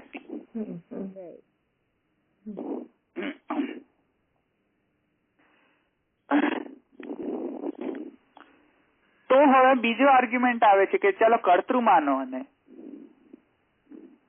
ચલો વારું સ્વીકારી લીધો કે કર્તૃ છે. તો હવે પૂર્વ પક્ષ એમ કહે છે કે ચાલો તમને માન્યા કર્તૃ છે. તો પૂર્વ પક્ષ હવે બીજી આર્ગ્યુમેન્ટ કરે છે મહાપ્રભુજીને કે તો પછી માણસ જેમ માટીથી ઘડો બનાવે છે એવી રીતે કોઈક લૌકિક વસ્તુ ઉત્પન્ન થઈ ગઈ છે બ્રહ્મમાંથી. તેથી બ્રહ્મ જો કોઈક લૌકિક વસ્તુ ઉત્પન્ન કરે તો સ્વયં બ્રહ્મ પણ લૌકિક થઈ જાય. કેમ કે કાર્ય જેવું છે એવું કારણ હોય અને જગત લૌકિક છે, તેથી કરીને બ્રહ્મ પણ લૌકિક સિદ્ધ થઈ જાય. તો શું બ્રહ્મ તમારો લૌકિક છે? સમજમાં આવ્યું? આવ્યું ને સમજમાં? જો કર્તૃ માનો કે બ્રહ્મ કર્તૃ છે જગતનો, અને બ્રહ્મ જગતનો કર્તા છે, જો એમ માનો તો પેલો જે કુંભાર ઘડાને ઘડે છે, લૌકિક વસ્તુઓને ઘડે છે, તેમ જેમ ઘડો લૌકિક છે એવી રીતે ઘડોને બનાવનાર પણ લૌકિક જ છે ને. લૌકિક એટલે કે દેશકાલ વસ્તુ પરિચ્છેદમાં આવતો લોક. સમજમાં આવ્યું? તો એવી રીતે જગત પણ લૌકિક જ છે, દેશકાલ પરિચ્છેદ વાળો છે જગત. જેવું જગત છે તેવું બ્રહ્મ. એનો મતલબ કે જગત દેશકાલ વસ્તુ પરિચ્છેદ વાળો છે. પરિચ્છેદ એટલે લિમિટેશન. દેશમાં લિમિટેડ છે, કાલમાં લિમિટેડ છે અને વસ્તુમાં લિમિટેડ છે. જો જગત એવું હોય તો બ્રહ્મ પણ એવું જ હશે. સમજમાં આવ્યું? તેથી બ્રહ્મ દેશથી લિમિટેડ છે, બ્રહ્મ કાલથી લિમિટેડ છે અને બ્રહ્મ વસ્તુથી લિમિટેડ છે. તેથી બ્રહ્મ જે છે એ તમારો બ્રહ્મ જ રહ્યો નહીં. જાઓ. પૂર્વ પક્ષ સમજમાં આવ્યો? કર્તૃ માનો તો આ પ્રોબ્લેમ આવી રહ્યો છે લૌકિકતાનો. હા, લૌકિકતાનો. તો મહાપ્રભુજી કહે છે નહીં, એવું નથી. એમ નથી. કેમ કે શ્રુતિ કહી રહી છે એવું. મહાપ્રભુજી કહે છે નહીં, એવું નથી. કોણે તમને એવું કહ્યું કે જગત જે છે તે લૌકિક છે, તેથી કરીને તેનું કારણ પણ લૌકિક જ હશે? એવું કોણે કહ્યું તમને? મહાપ્રભુજી કહે છે કે સિદ્ધાંતમાં જુઓ કે ક્યાં ગયું? ઉત્પત્તિ સ્થિતિ નાશાનામ જગત કર્તૃ વૈ બૃહત વેદેન બોધિતમ તદ્ધિ નાન્યથા ભવિતું ક્ષમમ નહીં શ્રુતિ વિરોધો અસ્તિ કલ્પોપી ન વિરુદ્ધ્યતે સર્વભાવ સમર્થત્વાદ અચિંત્ય ઐશ્વર્યવદ બૃહત. એ તમે તમારી મગજથી એવું બધું કહી રહ્યા છો, તમારા મગજમાં એવું તર્કથી તમે આવું બધું કહી રહ્યા છો. જો અને બ્રહ્મ તમારા તર્કથી નહીં સમજાય. બ્રહ્મ તો જેવું શ્રુતિ વર્ણન કરે છે તેવી રીતે સમજાશે. ફરી પાસે તમે ગફલત ખાઈ ગયા. તમે તમારો ન્યાય અહીંયા આગળ લોજિક દોડાવી રહ્યા છો અને ત્યાંથી સિદ્ધાંત ઉત્પન્ન કરી રહ્યા છો. પણ સિદ્ધાંત સ્થાપન તો શ્રુતિથી થશે અને શ્રુતિને સમજવા માટે લોજિકનો ઉપયોગ થશે. એ કેમ ભૂલી ગયા?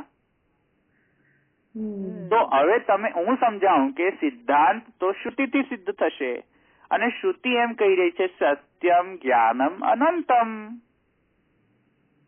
તો શું તમે શ્રુતિને જુઠલાવી રહ્યા છો? દેશ સત્ય માને દેશ, સત્યમ જ્ઞાન અનંત એટલે કે દેશ કાલ વસ્તુ અપરિચ્છેદ છે બ્રહ્મ. તો તમે શું શ્રુતિને જુઠલાવી રહ્યા છો? આવ્યું સમજમાં? તમે તમારા લોજિક થી તમે બ્રહ્મને લૌકિક ગણો તો તમે શ્રુતિનો ડિનાય કરી રહ્યા છો, શ્રુતિને ડિનાય કરી રહ્યા છો અને તમે શ્રુતિનો વિરોધ કરી રહ્યા છો. શ્રુતિનો વિરોધ કરો તો તમે અસુર જાઓ.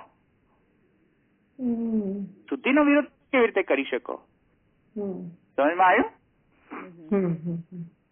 બ્રહ્મ અલૌકિક છે ક્યાંથી સિદ્ધ થાય છે? સત્યમ જ્ઞાનમ અનંતમ. અલૌકિક છે. સત્ય જ્ઞાન અનંતપણું માને દેશ કાલ વસ્તુ અપરિચ્છેદતા છે એવું કહેવાય રહ્યું છે સત્ય જ્ઞાન અનંત થી. નહીં તો જે દેશકાલ વસ્તુ પરિચ્છેદ હોય, લિમિટેડ હોય એને અનંત કોણ કહી શકાય? કહી શકાય અનંત? અનંત ન કહી શકે. બ્રહ્મને માટે કહ્યું તો છે કે સત્યમ જ્ઞાનમ અનંતમ. તો શા માટે બ્રહ્મને લૌકિક ગણો તમે? તમને લૌકિક ગણાય હવે આ શ્રુતિ વાંચીને પછી? બ્રહ્મ અલૌકિક છે. બ્રહ્મ અલૌકિક છે તેનો શું પ્રૂફ? સત્યમ જ્ઞાનમ અનંતમ વાંચો ને. જ્ઞાનમ અનંત હોવાથી શું છે? અચિંત્ય ઐશ્વર્ય વાળો છે. તમને એનું ચિંતન પણ ન થઈ શકે કે કેવું ઉત્પન્ન કરી શકે છે એવું અચિંત્ય ઐશ્વર્ય છે તેમાં. કેમ કે સત્યમ જ્ઞાનમ અનંતમ છે. સમજવા આવ્યું ને? તેથી સર્વભવન સામર્થ્ય છે તેનામાં. એકોહમ બહુશ્યામ પ્રજાએતિ. એનામાં સર્વભવન સામર્થ્ય છે, અનંત છે. એ કઈ પણ કરી શકે, કઈ પણ ઉત્પન્ન કરી શકે. એ કુંભારની સાથે એને કમ્પેર ના કરી શકે. કુંભાર શું સત્ય જ્ઞાન અનંત છે? કુંભાર એ સત્ય જ્ઞાન અનંત છે? નથી. તો તમે આવા ચાલુ ખાતાના લોજિક થી તમે બ્રહ્મને સાથે કેમ કમ્પેર કર્યા? સમજમાં આવ્યું? તેથી જગત ઉત્પન્ન કરી શકે છે પણ સાથે સાથે એ સત્ય જ્ઞાન અનંત પણ છે. તેથી કર્તૃ હોવાનો પરફેક્ટ એનામાં કોઈ બાદ આવતો નથી અને એના કારણે એ લૌકિક પણ નથી થઈ જતો. સમજાયું ને?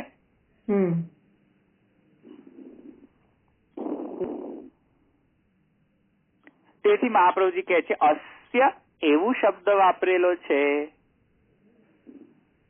અસ્ય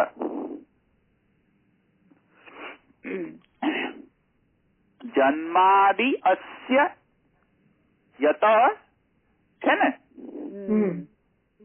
જન્માદ્યસ્ય યત એને છૂટી પાડો સંધિ તો શું થશે?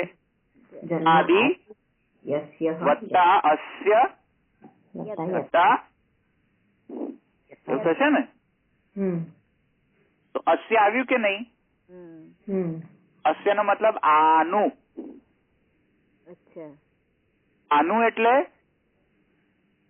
જો જન્માદિ આનું જેમાંથી શુદ્ધ ટ્રાન્સલેશન થશે ને? જન્માદિ અસ્ય યત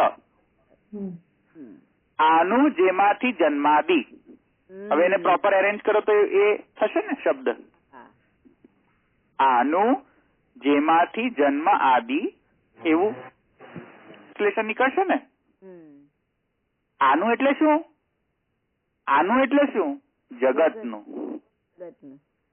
આનું મતલબ જગત. આય ને સમજમાં? એટલે જગતનું જેમાંથી જન્મ આદિ છે તે બ્રહ્મ. તો જેના વિશે કહેવાનું છે, જેનું લક્ષણ આપવાનું છે એ ડેફિનેશનમાં આવે. એક વાત સમજો.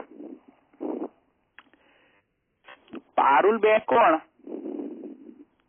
એની ડેફિનેશન આપવી હોય તો શું આપો? પારુલબેન એટલે પારુલબેન. એ કેવી ડેફિનેશન વળી? કેવી વ્યાખ્યા પારુલબેન ની? સમજમાં આવ્યો? પારુલબેન હોય તો માફ કર્યો.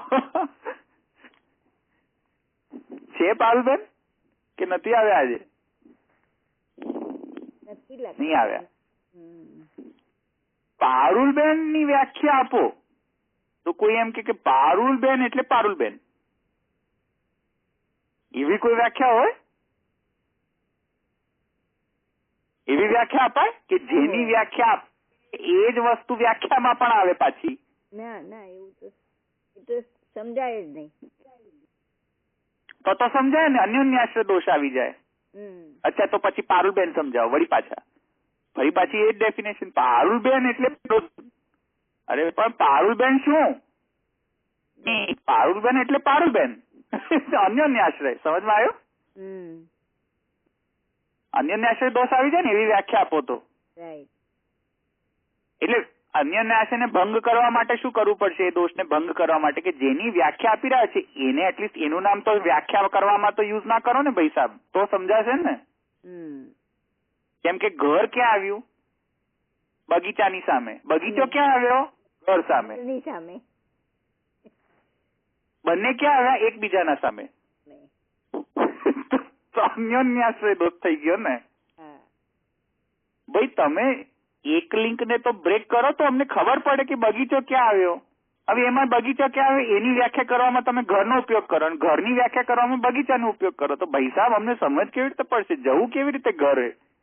સમજમાં આવ્યું? તો એવી રીતે બ્રહ્મની જયારે લક્ષણ આપવાનું હોય ત્યારે એમાં બ્રહ્મ વાપરે. બ્રહ્મ કેવું?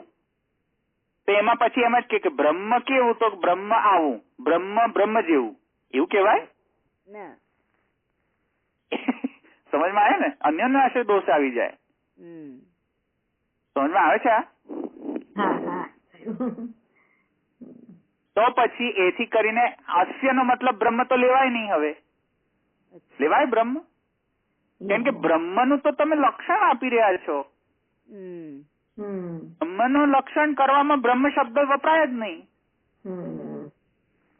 તો બ્રહ્મ શબ્દ ન વપરાય તો કોને વાપરવાનું? જગતને જ વાપરવાનું ને. હાસ્યનો મતલબ જગત જ થશે ને, બ્રહ્મ તો કેવી રીતે કરી શકાય? આવ્યું સમજમાં? એટલે હાસ્યનો મતલબ જગત. જગત જેમાંથી ઉત્પન્ન થાય છે, સ્થિત ને લય થશે, તે તદ બ્રહ્મ, તે બ્રહ્મ છે. તેથી કરીને અહીંયા જુઓ તમે, આ અને તે એવું જુદું પડ્યું ને. આ એટલે જગત, તે એટલે બ્રહ્મ.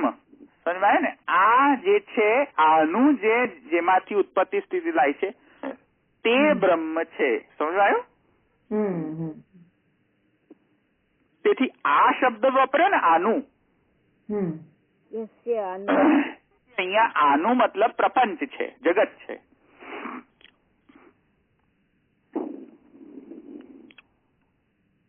આવ્યું સમજમાં? તેથી કર્તરી સિદ્ધ થયો કે નહીં? કર્તરી સિદ્ધ થયો ને.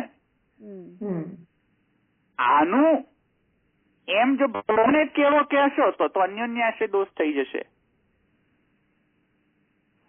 અસ્ય વાપરે જ નહીં ને, નહીં તો સૂત્રકાર. અસ્ય વાપરે મતલબ કે કઈક ઉત્પન્ન થયું. સમજમાં આવ્યો ને? દ્વૈત પેદા થયો, અસ્ય વાપર્યું એટલે. સમજમાં આવ્યું ને? નહીં તો વ્યાખ્યા કરવામાં દ્વૈત પેદા ના કરો, અદ્વૈત જ રહેવા દો. તો પેલું પત્રાવલંબન માં કે છે ને, પહેલો જ શ્લોક પત્રાવલંબન નો, કે બ્રહ્મવાદમાં તો કઈક બોલી જ ન શકાય, કહી જ ન શકાય. બ્રહ્મવાદે નિરુક્તસ્તુ ન, કોઈની પણ નિરુક્તિ કરી જ ન શકાય બ્રહ્મવાદમાં તો. કારણ કે બ્રહ્મ શુદ્ધ બ્રહ્મવાદ જો તમે કરશો તો પછી શું થશે? કે ધવલભાઈ પાણી લાવો, એને આપણે બોલવું હોય તો બ્રહ્મવાદમાં, શુદ્ધ બ્રહ્મવાદમાં બોલવું હોય તો બ્રહ્મ. એટલે શું? બ્રહ્મ બ્રહ્મ બ્રહ્મ બ્રહ્મ બધું જ. ધવલ એ બ્રહ્મ, પાણી એ બ્રહ્મ, લાવવું એ બ્રહ્મ, બધું જ બ્રહ્મ. તો બ્રહ્મ બ્રહ્મ બ્રહ્મ બ્રહ્મ. તમે ગૂંચવાડામાં પડી જાવ કે આ શું બોલે છે હવે. તો વ્યાખ્યા કેવી રીતે આપવી પછી બ્રહ્મની? બ્રહ્મની વ્યાખ્યા બ્રહ્મથી આપવી? એવું તો ન કરી શકાય ને. અસ્ય છે શબ્દ. અસ્ય એટલે કે અહીંયા જુદું કંઈક ઉત્પન્ન થયું એવું કહેવા માંગી રહ્યા છે.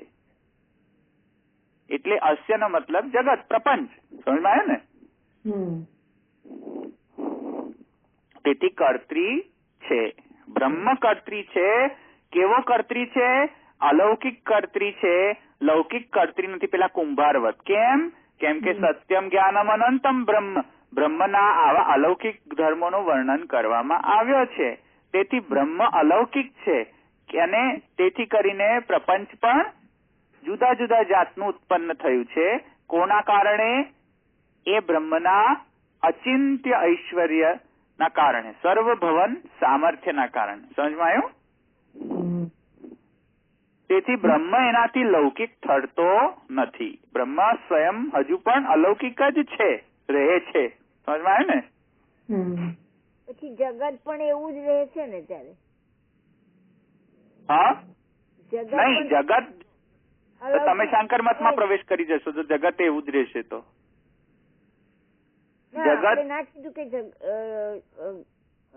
ઘડો બનાવનાર કુંભાર પણ લૌકિક અને ઘડો પણ લૌકિક, એવી રીતે બ્રહ્મ જો અલૌકિક તો પછી જગત બી અલૌકિક નહીં? એવું નહીં? બ્રહ્મ અલૌકિક અને જગત અલૌકિક. જગત અલૌકિક જો કરીએ તો તમને અલૌકિકતા જણાય છે ખરી? તમને જગતની અંદર દેશ કાલ વસ્તુ અપરિચ્છેદતા જણાય છે? અનુભૂતિ થાય છે? નથી થતી. ના, નથી થતી. બ્રહ્મ માનો છો? તમને અનુભૂતિ થાય છે બ્રહ્મપણાની? બિલકુલ નહીં. તો પછી કેવી રીતે તમે કહી શકો કે જગત લૌકિક છે, તમને ભાસી રહ્યું છે? બ્રહ્મ જ અલૌકિક છે એ વાત તમે માન્યા. હવે જગત અલૌકિક છે કે નહીં એ પ્રશ્ન સારો કર્યો તમે. તો જગત અલૌકિક છે એમાં તમારા અનુભૂતિમાં પહેલા આવી રહ્યું છે? તમે એને અનુભૂત કરી શકો છો જગતને અલૌકિક તરીકે? ના કરી શકીએ. નથી કરી શકતા ને? ના. આપણામાં એવું સામર્થ્ય નથી. ના. અચ્છા, આપણામાં સામર્થ્ય નથી તેથી અલૌકિક નથી કે ખરેખર અલૌકિક નથી? મને એવું લાગે આપણામાં નથી એટલે નથી એમ. તો આપણામાં નથી એટલે નથી ધારો. તો પછી તમે બીજા મતમાં પ્રવેશ કરી જશો. જો તમે એમ ધારો કે આપણા કારણે એટલે કે માયાના કારણે તમને જગત અલૌકિક નથી ભાસતું, બાકી તો જગત અલૌકિક જ છે. તમારા અજ્ઞાનના કારણે એવું છે, એવું થઈ જશે ને? આપણામાં એવા સામર્થ્ય નથી, એવા પ્રભુના જેવા આપણી પાસે ગુણો નથી એટલે. બરાબર, વાત સાચી છે તમારી, એબ્સોલ્યુટલી રાઈટ. કે આપણામાં એ સામર્થ્ય નથી કે આપણે જગતને બ્રહ્મ તરીકે અલૌકિક જાણીએ. વાત એબ્સોલ્યુટલી સાચી. અને આપણા અનુભૂતિમાં એ આવતો પણ નથી એવી રીતે. રાઈટ, એબ્સોલ્યુટલી રાઈટ છે તમારી વાત. તેથી પણ એને આ જગતને જસ્ટિફાય કેવી રીતે કરવું? કારણ કે જગતના માટે તો એવું કહેવામાં આવે છે કે જે દેશ કાલ પરિચ્છેદમાં છે તે જગત છે એમ કહેવામાં આવ્યું છે શ્રુતિ. તો હવે એને સમજવું કેવી રીતે? તમે બરાબર છો, તમારા રીઝનિંગમાં બરાબર છે, પણ તમારું રીઝનિંગ એવું ન હોવું જોઈએ કે શ્રુતિથી વિરોધ થઈ જાય. તો શ્રુતિ એમ કહે છે કે યતોવા ઈમાની ભૂતાની જાયંતે યેન જાતાની જીવંતી યત પ્રયંતી અભિસંવિશંતિ. એટલે કે ષડભાવ વિકાર તો થયા કે નહીં? કે ઉત્પન્ન થવું, સ્થિત થવું, લય થવું, આવા ગુણ બ્રહ્મમાં છે? બ્રહ્મ સ્વયં ઉત્પન્ન થાય છે? ના, બ્રહ્મમાં નથી. પણ શ્રુતિ કહે છે કે જગતમાં થાય છે એવું. હા, તો હવે તમારું લોજિક જે છે એ તમે વાપરો ખરા, હમ. પણ શ્રુતિનો વિરોધ કરીને નહીં. તો હવે આ શ્રુતિનો મતલબ કંઈક હોવો જોઈએ ને. તો પછી સમજમાં આવ્યું? હા. વાત તમારી સાચી છે, તમે રીઝનિંગ સાચું કર્યું કે જો બ્રહ્મ અલૌકિક હોય તો જગત પણ અલૌકિક જ હોવું છે ને. Absolutely fine, very good argument, વાત સાચી જ તમારી. પણ એ સાચીની સાથે તમને એ પણ સમજવું પડશે કે તો પછી આ યતોવા ઇમાની ભૂતાની જાયંતે યેન જાતાની જીવંતી યત પ્રયંતી અભિસંવિશંતિ તદ્વ જિજ્ઞાસસ્વ તદ બ્રહ્મ. તો બ્રહ્મ તો ઉત્પન્ન થતો નથી, બ્રહ્મ તો લય થતો નથી, પણ જગત ઉત્પન્ન થાય છે, જગત લય થાય છે, જગત સ્થિત થાય છે. એ હવે કેવી રીતે સમજવું ભાઈ?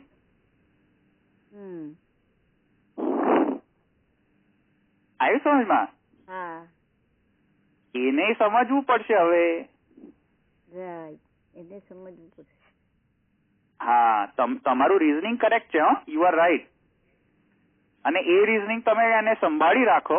મને ગમ્યું તમે આ કહ્યું તો, એક આર્ગ્યુમેન્ટ કરી તો એ તમે આર્ગ્યુમેન્ટ સંભાળી રાખો. આગળ આવીને આવિર્ભાવ તિરોભાવ વાદ આવશે ને ત્યારે એનું જસ્ટિફિકેશન અપાશે. ત્યારે આપણે એનું જસ્ટિફિકેશન જોઈશું. ઉત્પન્ન થાય છે, સ્થિત છે, ને મરણ પામે છે, ને લય પામે છે, એ બધા ગુણ જગતમાં દેખાય છે, પણ એ બધા ગુણ પાછા બ્રહ્મમાં નથી. તો હવે બે ઓપ્શન કે આ બધા ગુણ મિથ્યા, જાઓ. મને ખબર જ નથી પડતી એટલે બધું મિથ્યા, જગત મિથ્યા, જાઓ. કેમ કે ખબર પડતી નથી. તો ખબર ન પડે એટલે પછી કે જાઓ બધું મિથ્યા, મિથ્યા અને એ મિથ્યા, બધા મિથ્યા, જાઓ. કોઈ કે નહીં બ્રહ્મને મિથ્યા નહીં રાખો, બ્રહ્મ તો બરાબર છે, પણ જગતને મિથ્યા કરી દો તો બધું સમજમાં આવી જશે. મહાપ્રભુજી કહે છે નહીં, એવી રીતે તમે એક શ્રુતિને ગૌણ કરી રહ્યા છો અને બીજી શ્રુતિને મુખ્ય કરી રહ્યા છો. એવી રીતે એક વાક્યતા થાય? થાય. એટલે પછી મહાપ્રભુજી એમનો પક્ષ રાખશે. પણ અત્યારે આ આર્ગ્યુમેન્ટ સાચવીને રાખો, એ સારી આર્ગ્યુમેન્ટ છે કે જેમ બ્રહ્મ અલૌકિક છે તેવી રીતે જગત પણ અલૌકિક તો હોવું જ જોઈએ. અને ઉપરથી વળી પાછી શ્રુતિ એમ કહે છે કે જગતમાં ઉત્પત્તિ સ્થિતિ ને લય એવા ધર્મો છે. તો પછી આ બંનેમાં વિરોધ આવ્યો. હવે આ વિરોધનો પરિહાર કરવો પડશે. એ વિરોધ સાચો પ્રશ્ન છે. આ પ્રશ્ન આપણે અત્યારે એને ટેકલ નહીં કરીએ, આપણે એને લેટર ઓન ટેકલ કરીશું આવિર્ભાવ તિરોભાવમાં. પણ અહીંયા સુધી સમજમાં આવ્યું આટલા પૂર્વ પક્ષ? હજુ ઘણા બધા પૂર્વ પક્ષ છે. કર્તૃ સિદ્ધ કરવામાં 1000 પ્રોબ્લેમ આવવાના છે હજુ પણ. રીતે જો આ પદ્મા માસી એક પ્રોબ્લેમ વચ્ચે લાવ્યા ને, એ સારો પ્રોબ્લેમ છે. એવા પ્રોબ્લેમ તમે રેસ કરતા રહો આર્ગ્યુમેન્ટ. એવી રીતે પેલા અખિલમમાં પણ એવું જ થાય છે. ધવલભાઈ, કે પેલું આવે છે ને કે અખિલમ ધર્મો અખિલમ, એક શ્રુતિ છે ને, વેદો અખિલમ ધર્મ મૂલમ. અખિલમ આવી ગયું તો પૂર્વ અખિલ એટલે બધું જ. તો પૂર્વકાંડ ને જ્ઞાનકાંડ બંને આવી જ ગયું ને, તો પછી કેવી રીતે બે ને છૂટા પાડે? ત્યારે મને એવું થતું હતું. હા, એટલે આમાં પણ આ સારો પ્રશ્ન છે કે જો જગત એટલે બ્રહ્મ જો અલૌકિક હોય, સત્ય જ્ઞાન અને અનંત વાળું, તો પછી જગત આવી રીતે કેમનું પેદા થઈ ગયું? જે સત્ય, જેમાં અમુક જેમાં સત્ય અને જ્ઞાન જ છે, અનંત નો તિરોભાવ થઈ ગયો, એવું કેવું પેદા થઈ ગયું જગત? સમજમાં આવ્યો ને? જેમ બાપ હોય એવો દીકરો થાય ને, એવી રીતે બાપ બ્રહ્મ છે અને દીકરો જગત છે, તો જગત જુદું કેમનું પેદા થઈ ગયું? જેમ મનુષ્ય માંથી મનુષ્ય જ જન્મે, મનુષ્ય માંથી ગાય જન્મે? ના જન્મે. જેવું મનુષ્ય હોય એ મનુષ્ય જ પેદા થશે. બરાબર. એવી રીતે આમનો પક્ષ બહુ પરફેક્ટ પક્ષ છે એમનો. એ શું કહી રહ્યા છે કે જેવું બ્રહ્મ સત્ય જ્ઞાન અનંત છે એવું જ જગત થવું જોઈતું તું પાછું. આવ્યું સમજમાં? પણ એવું તો છે નહીં પાછું, કારણ કે શ્રુતિ એમ કહી રહી છે કે એવું નથી. એ વળી પાછું એમાં એ વાતને ડીલ કરવામાં મધ્વાચાર્ય, શ્રીપતિ ભગવત પાદાચાર્ય, રામાનુજાચાર્ય અને આ મહાપ્રભુજી એ વાત જુદા પડી રહ્યા છે. એ વાતને આન્સર કરવામાં આ વાત ગંભીર વાત છે. એને જસ્ટિફાય કરવી પડે. અને કે જેમ મનુષ્યમાંથી મનુષ્ય જન્મે, ગાયમાંથી ગાય જન્મે, ગાયમાંથી કૂતરું જન્મે ન જન્મે, એટલે બ્રહ્મમાંથી બ્રહ્મ જ જન્મવું જોઈએ ને. બ્રહ્મમાંથી જગત કેવી રીતે પાછું પેદા થઈ ગયું? સમજમાં આવ્યું ને? ગાયમાંથી ગાય જન્મે, કૂતરામાંથી કૂતરું જ જન્મે, મનુષ્યમાંથી મનુષ્ય જ જન્મે, એટલે બ્રહ્મમાંથી બ્રહ્મ જન્મવું જોઈતું હતું. બ્રહ્મમાંથી જગત કેમનું જન્મી ગયું?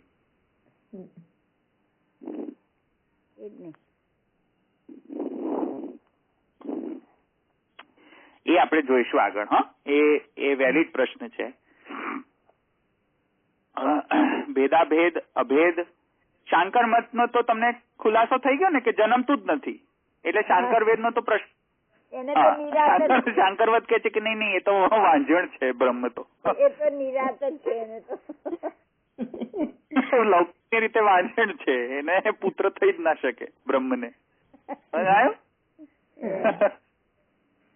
એટલે શાંકર ને તો આપણે સાઈડમાં રાખીએ. પણ જે લોકો ગણે છે કે હા એને પ્રસવ પીડા થઈ શકે છે અને એમાંથી કોઈક જન્મ થઈ શકે છે, તો હવે પછી પ્રશ્ન એ થાય કે ભાઈ આ જન્મ થયો તો મનુષ્યમાંથી મનુષ્ય જન્મવું જોઈતું, તો આ કૂતરું કેમનું જન્મી ગયું? એને તો આન્સર કરવું પડે ને. પેલા જે અકર્તૃવાદી છે એ લોકોને પ્રોબ્લેમ નથી આ પ્રશ્નને સોલ્વ કરવા માટે. એને કોઈ ફરક પડતો નથી, કારણ કે એ તો એમ જ કે છે કે જન્મતું જ નથી ભાઈ સાહેબ કશું જ. કર્તૃવાદી છે. કર્તૃવાદી કોણ? માધવ, નિમ્બાર્ક,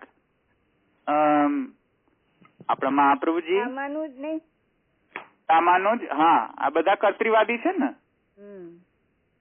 તો કર્તૃવાદી હોય એ લોકોને આ પ્રશ્નનો જવાબ આપવો પડે ને. હવે એ આપણે જોઈશું. એ સારો પ્રશ્ન છે. પણ એ અત્યારે જો હું બોલવા બેસીશ બધું ઉપરથી પછી બધું બહુ ટેકનિકલ થઈ જશે. એટલે એને આપણે એને આપણે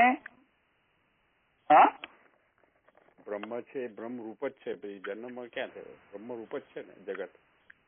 બ્રહ્મ રૂપ એ તો જન્મ ના. એક મિનિટ, જો તમે એમ કહો કે બ્રહ્મ જ છે, જગત બ્રહ્મ જ છે, તો પછી જન્મવું ઉત્પત્તિ સ્થિતિને લઈ એવું ડિસ્ક્રાઇબ જ ન કરવું જોઈએ. એ થયું ને. જન્મ છે ને લય છે અને સ્થિતિ છે. એનો મતલબ કે કશુંક તો ઉત્પન્ન થયું જુદું. તમે એમ કહો કે બ્રહ્મ જ છે, તો પછી ઉત્પન્ન થયું એમ કેવી રીતે કહી શકો? ઉત્પન્ન થયું એવું કહી જ ન શકો. નહીં તો જો કારણ બરાબર કાર્ય તો સમજમાં આવ્યું? જળ અને ચેતન કે બધું જે ઉપજ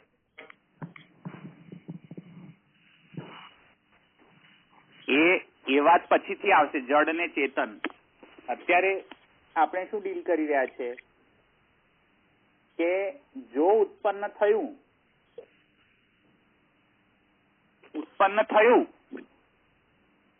અને સાથે સાથે તમે એમ જ કહેતા હોય કે બ્રહ્મ જેવું છે એવું જ જગત છે, તો ઉત્પન્ન થયું કેવી રીતે કહી શકો? કદાચ ચેન્જીસ જ ના આવતા હોય તો ઉત્પન્ન થયું કહેવાય? ઉત્પત્તિ એની સિદ્ધ જ ન થાય ને. પૃથક થાય તો ઉત્પત્તિ સિદ્ધ થાય ને. કંઈક વસ્તુ કોઈનાથી પૃથક થાય, જેમ માતાથી બચ્ચો પૃથક થાય તો ઉત્પન્ન થયું કહેવાય ને. માતાના ગર્ભમાં જ રહે તો ઉત્પન્ન થયું કહેવાય? ના કહેવાય. એમાં છે યતો વા ઇમાની ભૂતાની જાયંતે. અને જો તમે પક્ષ એમ કરો કે ના ના જેવું જગત છે એટલે જેવું બ્રહ્મ છે એવું જ જગત છે, તો પછી જાયંતે યુઝ જ ન કરવું જોઈએ. ખાલી એટલું જ કેવું જોઈએ કે સ્થિત છે, બસ. જેમ ગર્ભમાં બાળક સ્થિત રહે એવી રીતે સ્થિત છે, જાયંતે ન કહી શકાય. સમજમાં આવ્યું? તો પછી જાયંતે ને જસ્ટિફાય કેવી રીતે કરશો? ઉત્પન્ન થયું એને જસ્ટિફાય કેવી રીતે કરવું? તમે જો પદ્મામાસીનો પક્ષ ગ્રહણ કરો તો હું પછી પૂર્વ પક્ષ થઈને હું તમને આ પૂર્વ પક્ષ કહીશ, તો પછી શ્રુતિ ઉત્પન્ન થાય છે એમ કેમ કહે છે? જો બ્રહ્મ બરાબર જગત, બ્રહ્મના જેવું જ જગત, તો ઉત્પન્ન જ ન થવું જોઈએ. અને જો તમે એમ કહો કે જગત બરાબર બ્રહ્મ નહીં, જગત જુદું બ્રહ્મ જુદું, તો પછી સ્થિત કેવી રીતે? એમાં બાધા આવી જાય તો મજા પડી ગઈ ને? કન્ફ્યુઝ થઈ ગયા ને? આનંદ આનંદ આવી ગયો નહીં? આનંદ મગજ ગૂંચવાઈ જાય છે. આનંદ આમથી આમ ને આમથી આમ હાલમ ડોલમ થાય. મગજના બટાકા વડા થઈ ગયા ને? એવું થયું. હજુ તો બીજો જ અધિકરણ છે. હજુ આપણે એ નથી સિદ્ધ કરી શક્યા કે બ્રહ્મ કર્ત્રી છે કે નથી કર્ત્રી. એમાં 1000 પ્રોબ્લેમ આવી રહ્યા છે હજુ તો. ઓકે, આ બધા જે પ્રશ્ન છે એ તમે લખી રાખો. આ બધા પ્રશ્ન આપણે જોઈશું જવાબ, પણ તમે લખી રાખો. આ બધા પ્રશ્ન એકદમ વેરી ઇમ્પોર્ટન્ટ છે. ત્યાં આ બધા પ્રશ્નને સોલ્વ કરવા માટે જુદા જુદા મતો જુદા જુદા થઈ રહ્યા છે. રામાનુજ શું કહી રહ્યા છે, માધવ જુદું કહી રહ્યા છે, આપણા મહાપ્રભુજી જુદું કહી રહ્યા છે. આ જ પ્રશ્નને લઈને કે હવે કર્તૃ છે તો કેવા પ્રકારનું કર્તૃ? કારણ કે કારણ કાર્ય કારણમાં ભેદ છે, અભેદ છે કે તાદાત્મ્ય છે? વળી પાછો પ્રશ્ન તો ત્યાં જ આવી ગયો ને. એટલે કાર્ય કારણવાદ આવી ગયો અહીંયા વળી પાછો. મૂળમાં આપણે હવે શું સમજવાનું છે કે કારણ કાર્ય નો રિલેશન શું છે અહીંયા આ કેસમાં? બ્રહ્મ કાર્ય છે, બ્રહ્મ કારણ છે ને જગત કાર્ય છે, પણ બંનેનો રિલેશન કેવો છે? ભેદ છે, અભેદ છે કે તાદાત્મ્ય છે? વળી પાછું પ્રશ્ન તો આવી ગયો ને વળી પાછો. સમજમાં આવ્યું? મળશે તો બધાનો જવાબ મળી જશે. આનો જવાબ મળશે તો બધાનો જવાબ મળી જશે, બધા પ્રશ્નનો અત્યારે જે ઉત્પન્ન કર્યા ને આપણે. એટલે કારણ અને કાર્યનો વિચાર કરો હવે કે કારણમાંથી કાર્ય છૂટું પડે તો એ ભેદ છે, અભેદ છે, તાદાત્મ્ય છે, ભેદાભેદ છે કે વિવર્ત છે કે શું છે? સમજમાં? કોઈ કહે છે કે ભેદ છે, કોઈ કહે છે ભેદાભેદ છે, કોઈ કહે છે કે નહીં એ તાદાત્મ્ય છે, કોઈ કહે છે કે એ વિવર્ત છે, કહે છે કે અવિકૃત છે, કોઈ કહે છે કે નહીં એ વિકૃતિ છે. સમજવાય? એ જુદા જુદા જે બધા કયા બધા જુદા જુદા આચાર્યો થઈ ગયા. બધા જ એક પક્ષ એક આચાર્ય લઈ લીધો. જેટલી પોસિબિલિટી હતી કાર્ય કારણ વચ્ચેની રિલેશનની બધી પોસિબિલિટીમાં એક આચાર્ય ચૂઝ કરીને લઈ લીધો. સમજવાય? ઓકે, આને આપણે જોઈશું. પણ કરે ને એ લોકો સિદ્ધ પણ કરે ને એમનો વાદ કે આ રીતે આ અમારી માન્યતા એ સાચી છે એમ. હા, સિદ્ધ. જેમ વિવર્ત સિદ્ધ થઈ ગયો કે નહીં? હા, એ તો સાવ ગપ્પા જ લાગે છે મને તો. બધામાં છેલ્લે તેવું જ આવે.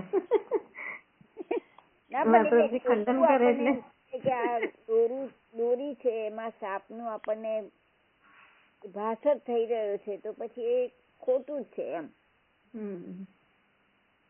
ખરેખર તમે માયાવાદ ને વધારે સમજશો ને તો તમે જો રોજ ના રોજ મહાપ્રભુજીના કોન્ટેક્ટમાં નહીં રહો ને તો 1 વર્ષમાં તમે પણ માયાવાદી જ થઈ જશો.